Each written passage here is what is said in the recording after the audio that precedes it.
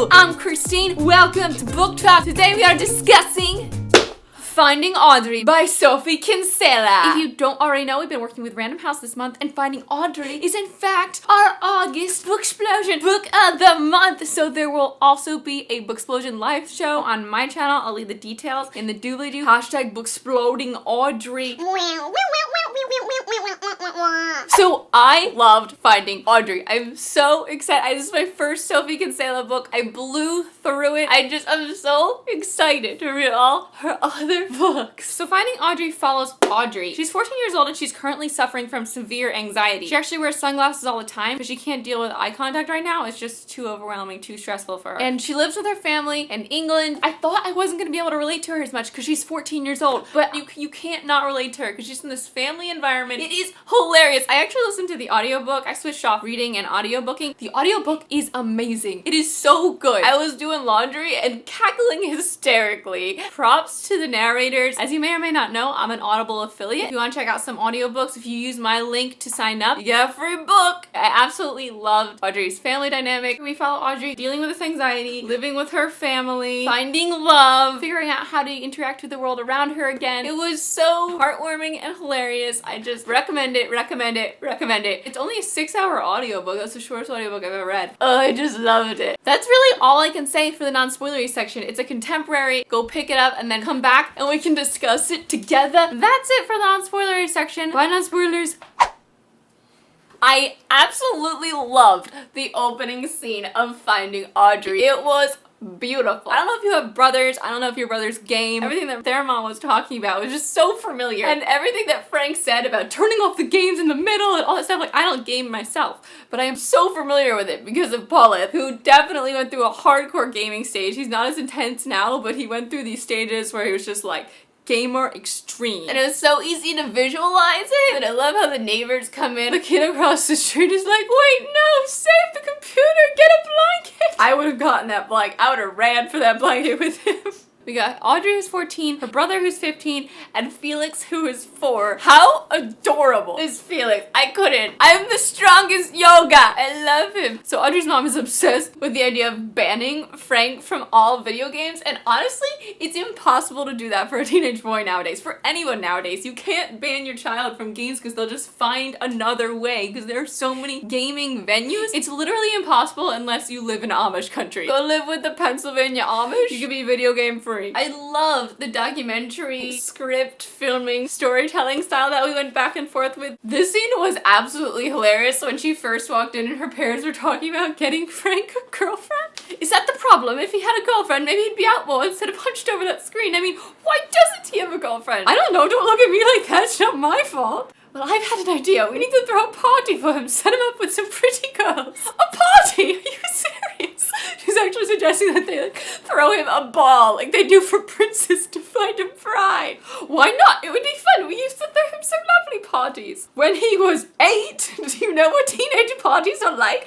What if they knife each other and have sex on the trampoline? I love how endlessly encouraging they are of Audrey. It's beautiful how supportive they are of her situation and what she's going through, and no matter how awkward it is when she walks in on them half naked, when she walks in on conversation she's not supposed to with the camera, they never yell at her. Sweetheart, Audrey's filming. Mom appears at the door dressed in skirt and bra. She claps her hands over her top half and shrieks when she sees the camera. Yep, that's what I meant when I said Audrey's filming.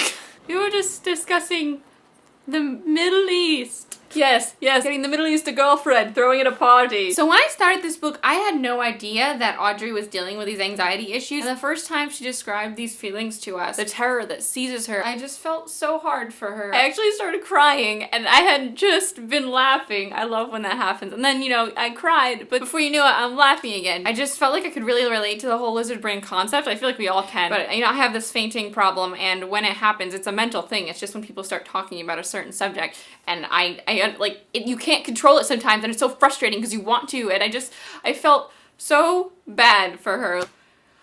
Oh. and we never actually find out what happened to her. You know, it doesn't matter by this point, but it's interesting that it's never ever revealed because it's kind of irrelevant. It's not what it's about. It's about Audrey finding herself again, getting better, and her family getting better with her. One of my favorite parts in the book, my dad used to do this all the time to Polly, like, all you do is sit and play those video games. We're gonna go for a run. Tomorrow we're going for a run. And the mom's like, we're going for a run now. We're gonna go for a run, Frank. You're gonna get off your butt. You are not be a couch potato. I will not have you getting diabetes. So the next morning, she comes up, come on, Frank, we're running. We're running today. We'll take it easy for the first day. And he's like, should we start with some press-ups? Frank has seen his mom struggle with press-ups. She's like so cocky and confident. She does a few and she struggles, and Frank just gets down on the ground like a machine doing push-ups. And then they go for the run, they come back, and she's like dying, she's so winded. And Frank is actually on the cross-country team. And the dad walks up. Anne, are you okay? I'm fine. Frank did very well. Never mind, Frank, what about you? I thought you were fit. I am fit. He tricked me. I absolutely love the scene where Linus and Audrey first start exchanging notes and Felix becomes the messenger. She folds it up and gives it to Felix. Felix, go bring this note to Linus. And Felix takes the note and puts it in his pocket and just sits there. And Audrey's like, Felix, go give that to Linus. I don't want to give it to Linus. I want a pocket paper. This is my pocket paper. What the hell is a pocket paper? It was so cute. There are just so many hilarious, adorable parts when the dad realizes that he put 39 instead of 30 on the cake, and Audrey's like, yeah, this is not gonna go over well at all. Frank, get us something edible that we can write with. And he comes back with the ketchup.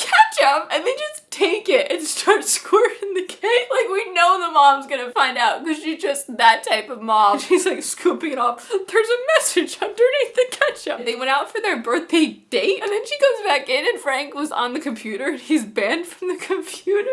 And he's like, oh no, I was just doing French homework. What are you talking about, Mom? And then she's like in the window. Like when he goes back to playing, I died.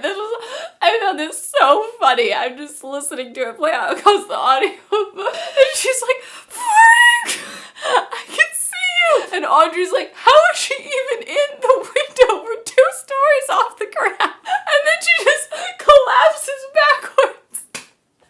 It was just so excellent. I really enjoyed the book, How to Talk to Your Teens. I hear you. Mom, I hate you. I hear you, Frank. I hear you. Audrey and Linus's relationship was absolutely adorable. That trip to Starbucks, which is monumental for Audrey, and she panics and she leaves, and then he comes to the door and they write the notes back and forth, and he sends her the kiss note. So cute. I got really nervous when she started going off her medication because we know that's a bad idea. She just wanted better. She was getting frustrated because it was taking so long, and you completely understand that. We've all felt that way about something. I thought she was gonna have a really bad episode when she went to see Izzy, and I'm so glad she didn't. That part where she was watching QVC and Linus came in and it was all dark. They were like foot to foot contact, jean to jean contact.